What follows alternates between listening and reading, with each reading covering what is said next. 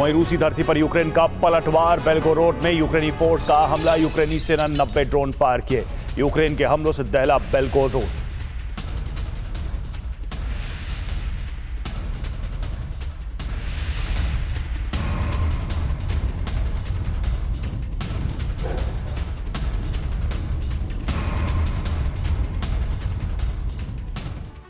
रूस ने यूक्रेन पर जो प्रहार किए, उनकी शॉकवेव पूरे यूरोप सहित अमेरिका तक पहुंची है। सुबह 6:30 जैसे ही रूस के हमले शुरू हुए, उसके 5 से 7 मिनट बाद ही पूर्वी यूरोप के कई देशों में रेड अलर्ट जारी हो गया। अर्ली वार्निंग सिस्टम ने बड़े हमले के संकेत देने शुरू कर दिए। Poland, Hungary, Romania, Latvia, Lithuania और एस्टोनिया में आपातकाल लागू कर दिया गया। इसकी सबसे बड़ी वजह थी रूस के स्वॉर्म मिसाइल हमले। इन देशों में डर फैल गया कि पुतिन ने यूरोप पर हमला शुरू कर दिया है। आखिर क्यों इन देशों में आपातकाल लगाया गया? क्यों वॉशिंगटन और Brussels? UEM Jaipur is a perfect target for prospective students aspiring for good jobs, good education with future-ready skills. में आपात बैठक बुलानी पड़ी, इस रिपोर्ट में देखिए।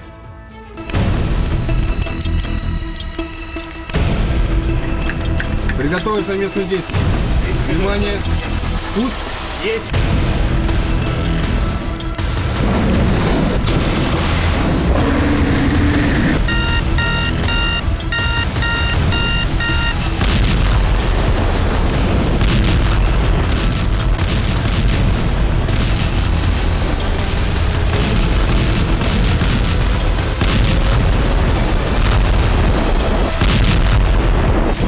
जैसे ही रूसी मिसाइलें यूक्रेन की वायु सीमा में पहुंची, वैसे ही पूरे यूरोप में पुतिन के आक्रमण का डर फैल गया।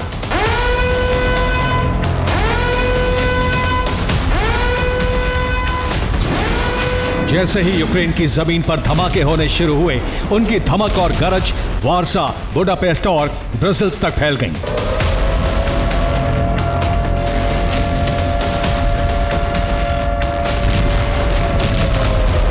यूक्रेन की जमीन पर रूसी बारूद से लपटों के गुबार नजर आने लगे और इनकी आंच वॉशिंगटन तक पहुंचने लगी।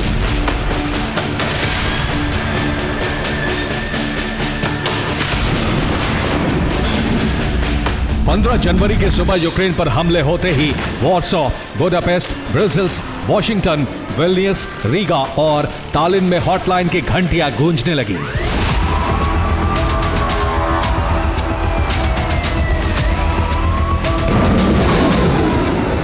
वजह थी रूस के स्वॉर्म मिसाइल हमले, क्योंकि ट्रंप की सत्ता वापसी के 4 दिन बाकी हैं और ट्रंप की वापसी को यूरोप के लिए सबसे बड़ा खतरा माना जा रहा है।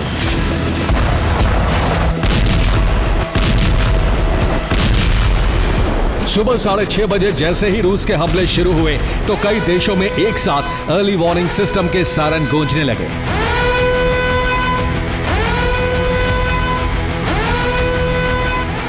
रूसी मिसाइलें जैसे ही कीव और लवीव के एयर स्पेस में पहुंची, पोलैंड के anti missile early warning system ने अलर्ट जारी कर दिया। इसके साथ ही लिथुआनिया के एंटी मिसाइल सिस्टम अलर्ट हो गए। लिथुआनिया के साथ लातविया और एस्टोनिया में भी अलर्ट सायरन बजा दिए गए। हंगरी ने भी अपने रडार एक्टिवेट कर दिए।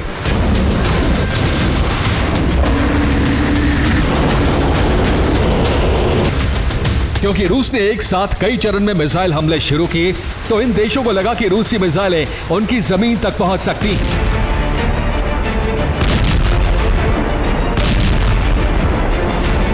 खमेलनित्स्की, लवीव जैसे पोलैंड की सीमा से सटे शहरों में धमाके होने के बाद पोलैंड को अपने फाइटर जेट उड़ाने पड़े।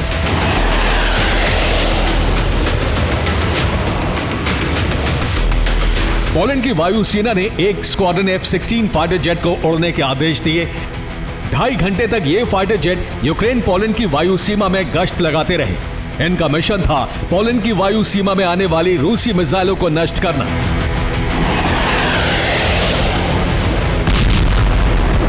सुबह करीब 6:58 पर पोलैंड सहित बाल्टिक देशों ने नेटो मुख्यालय को अलर्ट कर दिया।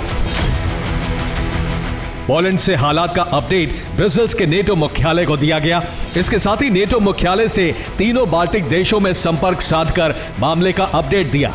नेटो की आपात बैठक में सेनाओं को हर स्थिति से निपटने के लिए स्पेशल अलर्ट जारी कर दिया गया।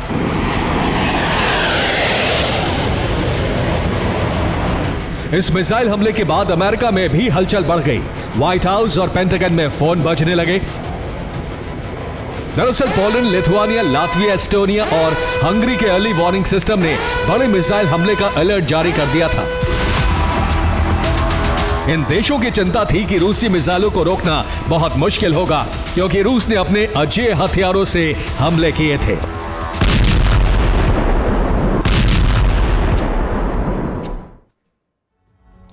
और रूस ने हमले के लिए ऐसे हथियार इस्तेमाल किए जिन्हें रोकने में यूक्रेन के पड़ोसी देश सक्षम नहीं है।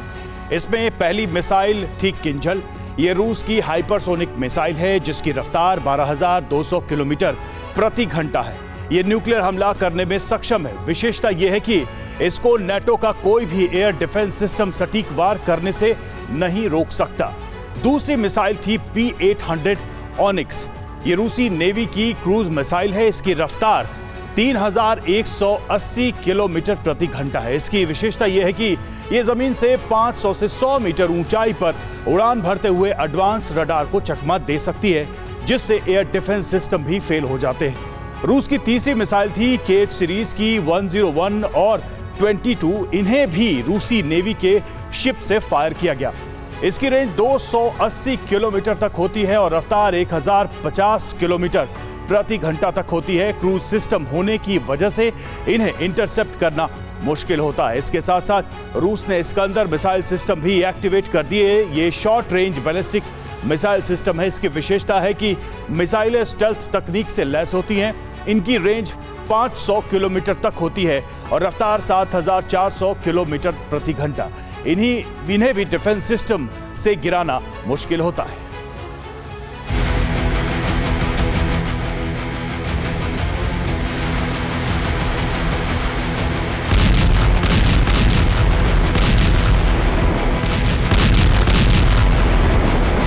यूक्रेन पर रूस पहले भी इन मिसाइलों से हमले करता रहा है, लेकिन डर फैलने की वजह है कि एक साथ 5-6 चरणों में हमले किए गए।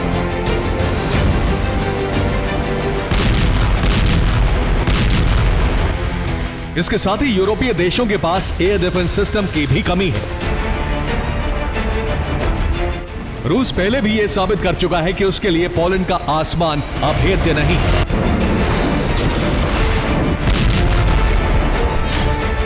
सत्रह नवंबर 2022 को रूस की एक मिसाइल पोलैंड के सीमाई गांव में गिरी। इस मिसाइल को रोकने में पोलैंड के डिफेंस सिस्टम नाकाम रहे।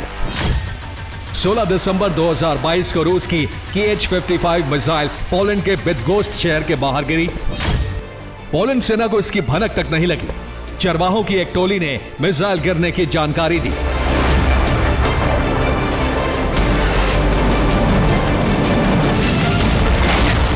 इन दो घटनाक्रमों के बाद पोलैंड की पूरी सरकार हिल गई और कहा जाने लगा कि पोलैंड उतना सुरक्षित नहीं है जितना सरकार दावा करती है।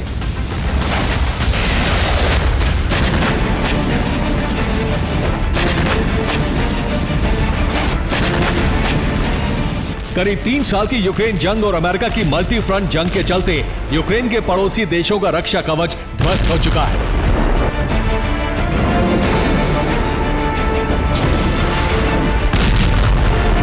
इसकी वजह है यूक्रेन को लगातार डिफेंस सिस्टम, मिसाइलों की सप्लाई और इन देशों के एयर डिफेंस सिस्टम और मिसाइलों को रीलोकेट किया जाना।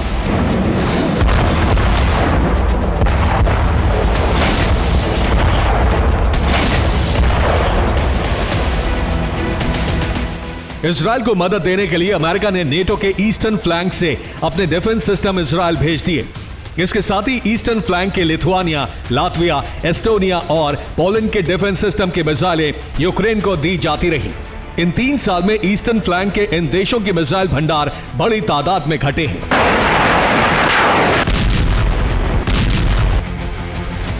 यही वजह है कि पुतिन के मिसाइल हमले होते ही पूर्वी यूरोप के इन देशों में हमले का डर फैल गया और वॉशिंगटन तक हड़कंप मच गया। Bureau report, TV9 Bharatvarsh.